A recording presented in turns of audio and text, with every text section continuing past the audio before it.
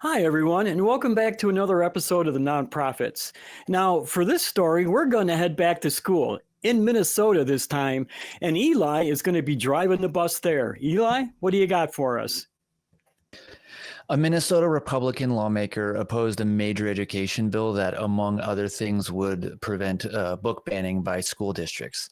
The specific section of SF 3567 that State Senator Glenn Grunhagen opposes would allow parents to restrict material for their own children, as well as allow librarians or other qualified individuals to restrict the availability of materials at their discretion, as long as those choices are not based on viewpoint, content, message, idea, or opinion conveyed. Glenn Grunhagen argues that liberals are actually okay with censorship because they've been in that business already, and in the same speech argued that refusing to teach creationism in science class is just such censorship. This seems to be GG's effort to get those ridiculous nonfiction books out of his school's libraries. This article is by the one and only Hemant Mehta at The Friendly Atheist on May 7th, 2024. Now, before we really get into this, I know, Eli, you looked into Grunhagen's background a bit for us. Can you tell us what kind of person he is? Yes, so Glenn Grunhagen is a climate change denier. He's a Christian nationalist, which is pretty clear based on what he's saying here. In 2023, he proposed what he called the critical thinking bill. Hemant Mehta linked to in this article. He wrote about the bill that Grunhagen proposed that would have school districts teaching that, and this is a direct quote, sickness, disease, pain, suffering, and death are consequences imposed by the Creator. And that's something he wanted to be taught in schools. It was his education plan. So it's clear he's trying to push his religious views into government. And this guy has absolutely no business there. I won't tell him that he can't have his religious beliefs, but man, do I want him fired. Yeah. Cynthia, do you think that his reasoning is flawed? And if so, why? It's unsurprisingly flawed, Kelly. I kind of expected you to tell me that. Well, I mean, he trots out the tired old creationist talking points, like the cosmological argument and the watchmaker analogy. He suggests that because a computer has a maker, the far more complex human eye must have also a creator. And that's classic. I mean, how many times have we heard these particular tropes said on some of the call-in shows like the Atheist Experience, Talk Heathen, and also on Truth Wanted over and over and over again? I mean, like, and you know, I feel bad, guys. Can I confess something? May I confess something? Please. Yes, thank you. When I was a Christian, I also espoused some of the same flawed reasoning, especially with look at the eye. It is so complex. See this eye. So obviously, if it's so complex, God made it that way, right? But in actuality, no, that was not the case. The eye, along with human beings, being an ape species, basically evolved as time went on for us to be able to survive in our surroundings. That's called evolution, folks. So this whole thing about him trotting out these particular analogies that have no particular merit whatsoever is, as I said, unsurprisingly flawed. Yeah, I'd have to agree with you. And I think a lot of these tropes that he pulls out, I don't think they really land with non-Christians. I think they mostly just solidify their own Christian ideologies, right?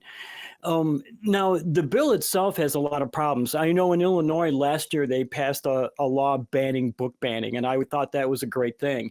I think they've done a lot of great things with the government in Illinois moving forward, state government. But this bill, I'm not so sure about. What are your thoughts on the bill, Eli?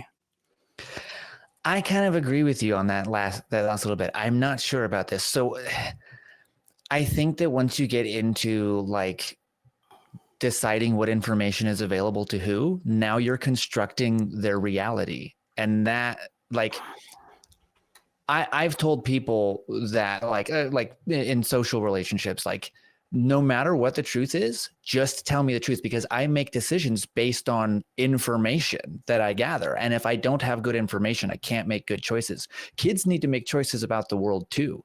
Kids need good information, and they need all of it. And we don't need to worry so much about them getting the wrong information or the false information. Teach them how to determine what is good and what's not, and critical thinking skills. Once you get to the point where you're restricting what's available, you are constructing the reality that you want for another person. And that's just not right, I don't think. Yeah, I agree with you. I think everybody knows I've raised a couple of kids, and I thought that was one of the most important things that I did, was to get them to understand how to question everything, you know. Mm-hmm. Jimmy, do you think that there's a larger story to be told here? Yeah, I do think there is a larger story, because we are focused on. I'm sorry. I can. Okay, I great. apologize. Yeah. So good. Well, yeah, there's a larger story, because while we're focused on talking about, the bill and the opposition to that bill by said elected officials, I think what we need to really be talking about as well are the fact that some of the elected officials that are just finding their way into government still lack a certain aptitude. I mean, I'm not surprised, just like Cynthia said, that this guy is a Christian nationalist, a creationist. He has absolutely no idea how the United States was founded, because he believes it was founded on Christian principles. Now, we might be a Christian-influenced society, but the document, the Constitution, basically or clearly states that there's going to be a separation of religion and government, and the various sects of Christianity were very much the ones that the founders had in mind when they put it together. This guy thinking that creationism is science is ridiculous. It might be good for literature, might be good for history or philosophy, but it's certainly not good in science. That's just an unfounded claim. And at this day and age, considering what we know, it's crazy. It's ridiculous. But these people keep finding their way in. And, I almost wonder, should we be having a discussion on qualifications? Now, I'm of the mindset that, yes, we should have free and fair and open elections and an equal society where everybody has the same opportunities. But, man, are there just some jobs where we need a little bit more discretion?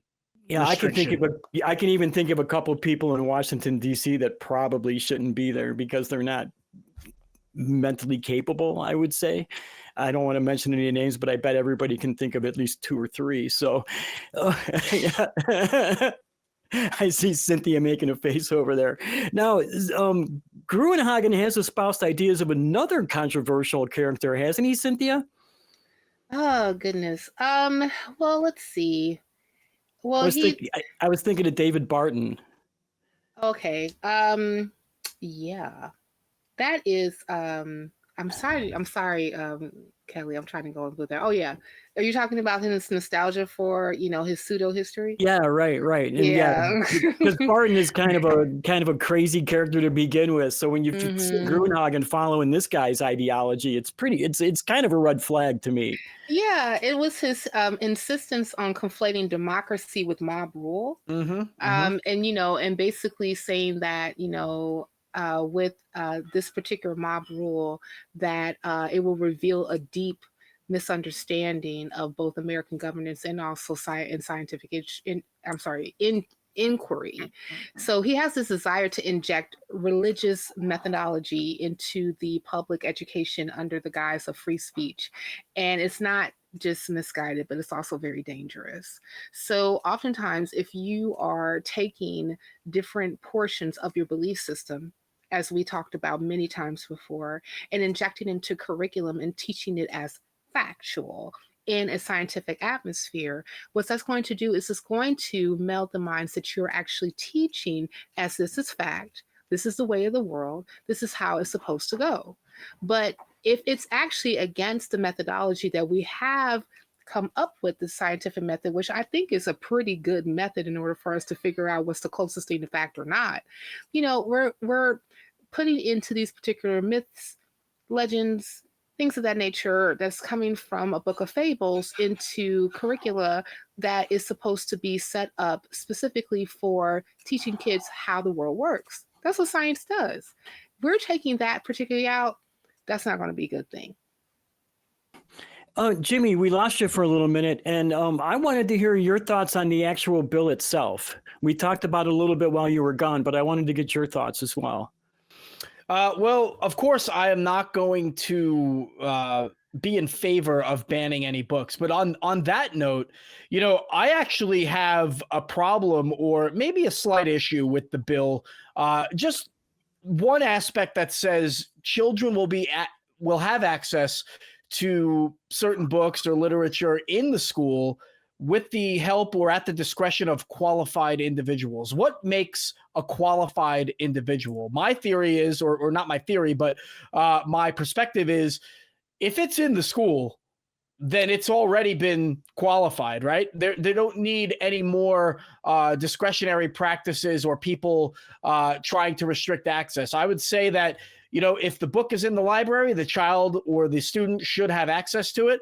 We shouldn't be trying to dissuade them from going in any direction and seeking knowledge, finding that knowledge wherever they may. Now, there are, of course, some things that probably shouldn't be in elementary school or high school libraries, but we also need to make that a blanket policy. So, for example, if you want to eliminate things that have homosexuality in it, or murder, or what have you, then we got to look at banning the Bible and the Quran as well. Right? We gotta keep things consistent and make it fair for the kids' education. But yeah, I mean, I think that the nature and spirit of the bill is good, and minus a few little hangups I have with some of the verbiage, or maybe how these policies would be enacted. This is exactly what we need to see more of. Yeah, I agree. We certainly don't want to teach third graders how to make napalm, say, but I agree that we should be able to have most information available to most children. I don't have a problem with that at all. Eli, going back to you, do you think we should have some kind of like a committee maybe overseeing the book buying at a school library? Or do you think, because they, as Jimmy mentioned, that they talked about qualified people, do you think it should be up to one person, a librarian, or maybe a committee? And should it be somebody in the library or outside the library?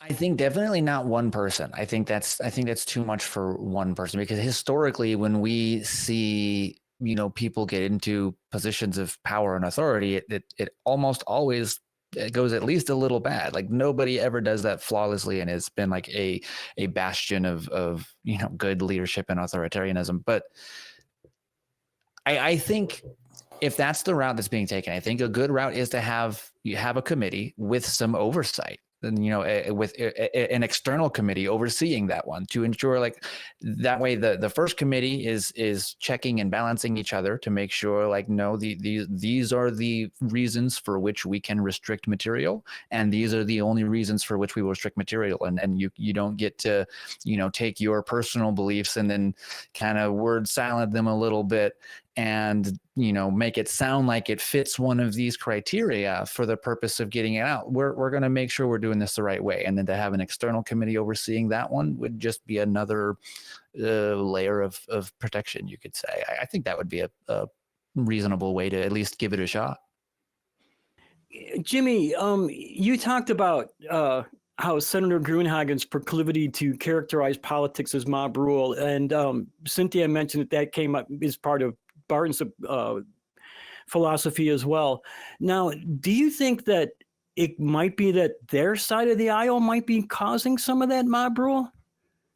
Well, I think that in recent years, especially the last 8 years, we have seen the conservative right of this country's political spectrum frequently turn towards mob rule, right? And I say that hesitantly, because I do think that there are some conservatives in our government that I have a great deal of respect for, even if I disagree with them.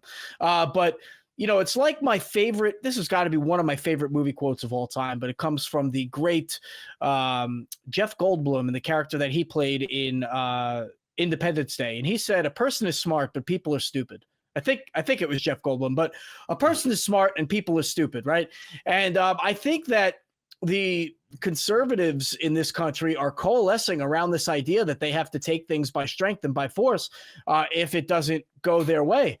Where do we see this kind of influence coming from? Well, exactly the kinds of places that they get their dogma, their doctrine from, right? The Bible, or more traditional conservative ideologies that result with or look at let's say military use as a first cause, right?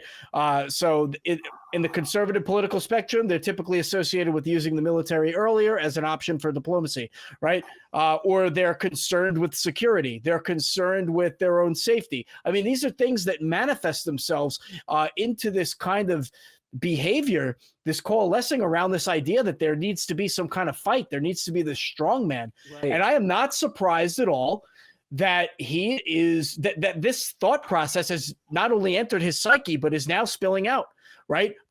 Characterizing politics as mob rule. I think Hemant Mehta, the author, very astutely and adequately identified that. And I thought Cynthia made a great point as well. So yeah, I mean, I'm a little bit concerned about how that plays out in our political spectrum now. Cynthia, Jimmy had a great point there, and there does seem to be a lot more aggressiveness coming from this side of the aisle, in particular from the Christian right as well. Do you think this is maybe just the last throes of a dying animal? Is that something we can look forward to in the future, that we will defeat this? I'm hoping that reason actually rules, but I'm not really sure, Kelly. And the reason why I say that is because it seems like that when we are on the precipice of actually having reason and rationality being the center of our politics, something comes in and just completely upends it, and we saw this, I would agree with Jimmy in the past 8 years, how that has completely been upended by people who want to make sure that the status quo is kept, as far as how we are ruling, and even how our curriculum is showing up in schools, right? If there was a push, I want to say about 12, 13 years ago, to be heavily pushing STEM, especially in public schools, to keep up with emerging technologies, and also making sure that kids are going to be prepared for the world that is going to be ahead of them. Because as we know, as time goes on, we're going to be more, scientifically and technology based, right? However, it just seems like that we're just having people that are pushing in government, and also, people who are influencing those who happen to be sitting in influential seats, to completely undermine that and take it away.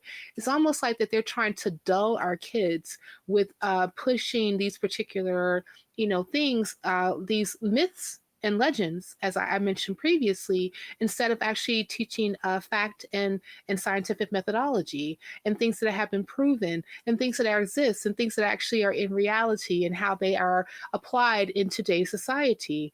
It's very concerning, and I know that we have talked at length about the erosion of people going to church, the raise of the nuns. Right, we talked a lot about the different research that's behind this, but I'm almost feeling like this moral majority, which maybe be like the minority per se, is still very much so loud and organized, even though they fight amongst themselves, and they're still very much so influential about how our legislation and also how our schools show up in today. Now, I know all three of you have young children. I'm past that point, fortunately for me. But are the three of you concerned about your children in public schools in the future? And I'll start with Eli. I mean, if we're going to talk strictly about curriculum, I think for my son in particular, I'm not really concerned, because if my son is anything like me, I think he's going to be good at learning, and he seems to be. He does great. He's phenomenal. So I think it won't be hard. a lot of the education rolls on the parents as well. And I think a lot of parents forget that, especially the ones that want to, restrict reading materials in their school's libraries. And I can talk to my son when he starts talking about ghosts or magic and or God, when he goes to church with his mom when he's with her. I can talk to him and just, I don't even have to tell him like, oh, I don't believe that and here's why. I can ask him questions about it and have him think about it on his own and determine on his own what he thinks is true or not. And that's all we're all really doing. Mm-hmm. Yeah. I think for the same reason, I'm not as concerned as I could be. If I were in an area that this was more common, we came to a place where we really trust the public school system and we want to stay here for our children's benefit. And so for that reason, I think that I'm okay. I think I'm okay because I, as a parent, am going to take on a lot of the responsibility for educating my children. And if there's something they come across in school, I make sure to teach them that needs to be questioned. If it can be destroyed by the truth, it deserves to be destroyed by the truth, right? And then if something ever happens to me, my wife is a wonderful mother, incredibly intelligent, and I think that she would do absolutely great. But yeah, parents need to be guiding their kids. Yeah, I agree. And Cynthia, how about you? Well, as a alum of Catholic schools and being recently unfriended by my 7th grade Catholic school teacher for saying atheist things. Yeah, that happened. Congratulations. I know. I felt so accomplished. One of the things that I have decided for my little boy is to make sure that some thoughts of critical thinking and skepticism is always going to be a part of his daily life. And I definitely want him to question things. And even though that, for the most part, he's probably going to end up like he's probably going to be in the public school education system. There's still going to be times where there may be some influence of Christianity, Islam, whatever, that I may have to kind of walk him through and really, take him through the skeptic track about, is this fact? Is this fiction? Why or why not? So I am in that Illinois area where, the ban on book banning has happened, and I'm very glad about that. However, I know that there's still always going to be teachers that are there that are, feel that they're teaching because God said, and I know that I'm probably going to have to intervene and say, no, God said not, and you will not do that to my kid. Yeah, I think we have to really be protective of our kids' lives. I really do. Mm-hmm. And so thank you, Cynthia, for that. And speaking of life, I had the time of my life last year on the back cruise. And now you could have the time of your life, too, by going this year. For details, go to tiny.cc/backcruise. And if you want more of the nonprofits, all you got to do is click right here.